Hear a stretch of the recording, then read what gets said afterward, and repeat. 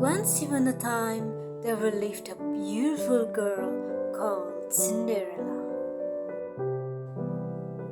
Cinderella lived with two ugly sisters and her wicked stepmother. They were very unkind to Cinderella and made her do a lot of hard work.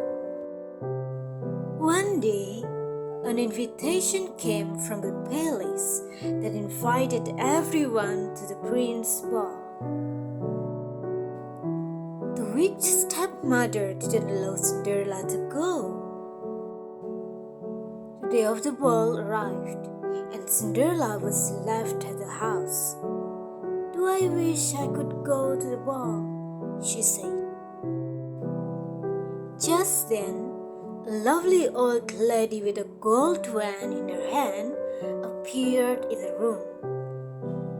"I'm your fairy godmother, and you shall go to the ball," she said.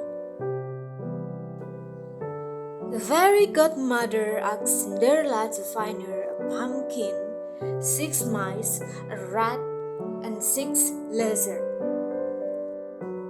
With a touch of her wand, the fairy godmother turned the pumpkin into a magnificent coach, the mice into 6 magnificent horses, the rat into a coachman, and the lizards into 6 footmen. And then the fairy godmother touched Cinderella with her wand.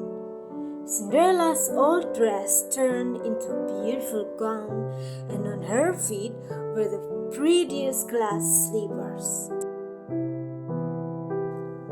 "Remember, you must leave the ball before the clock strikes 12, said the fairy godmother. Cinderella arrived at the ball. She looked so beautiful that everyone wondered who she was. The prince asked Cinderella to dance, and they danced together all night. Cinderella was enjoying herself so much that she didn't notice the time. Midnight approached, and the clock began to strike.